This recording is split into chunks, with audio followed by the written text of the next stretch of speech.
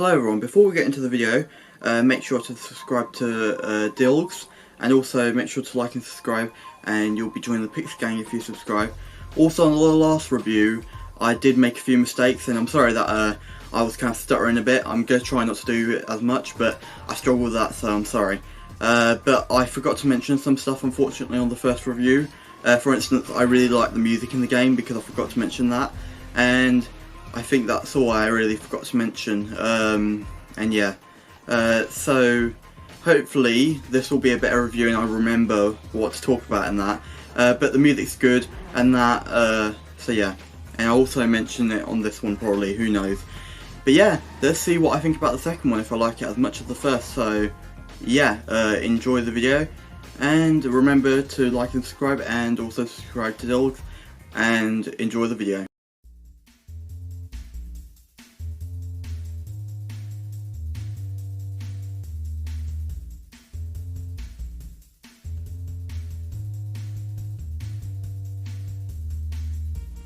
So, today we are reviewing the second game from Midtown Madness. Personally, this one, we'll see what I think of it, and yeah, also, I unfortunately couldn't get this working on my PC very well, so yeah, we'll just see how we do with the review, but I'll try to stay positive throughout it, and yeah, this will hopefully be good. So, Midtown Madness 2. So this game is more of a DLC to number 1, many people say. I personally agree. Because it has also added many cars, and yeah, also it's got a few cars that are pretty good, like the popular Mini Cooper and that, and it's also got a lot of other stuff. And instead of one location, that is Chicago, it's got 2 locations this time instead of Chicago, and let's get into what those 2 locations are. So let's start off with the first one, that is London.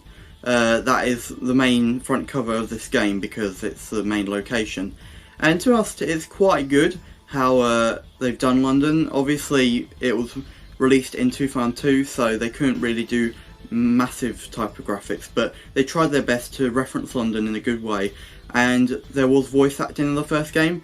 In the second game there is as well, and let's just say the voice acting in both of the games are cringy, and I feel like they make fun of the voices of like people from that country. Obviously I'm pretty sure it was just how voice acting was back then, but yeah, it's just interesting how what they went for in it. But yeah, London's got some notable landmarks and that, like the Big Ben and that. I'm not going to say all of them in case I get some wrong and I make my England fans angry. Shout out to you guys who are watching. And yeah, but we'll move on to the next one, and the second one. Now it's time for us to talk about San Francisco. That is based on America, so shout out to all people who watch in America of my channel. And to us though, this one is also the same. They've replicated in a good way, and obviously the voice acting, you know, makes fun of, you know, the country or whatever. But yeah, to us though, it is great how they've replicated it as well. It's just got one notable landmark, that is obviously that bridge. Forgot the name, I'm sorry. But yeah, and then it's also got the hilly cities and that. So yeah, and now it's time for me to talk about what happens, like what's new in that, and yeah, let's move on. So there is a new mode been added that is called Crash Course, and what you do is you have to do 2 type of like tasks on one of the countries that is in the game, on London or San Francisco. You got to do like a few missions in them.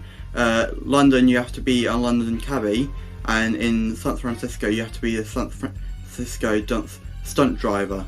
Sorry. But yeah, to us though, it's quite good how they've done it.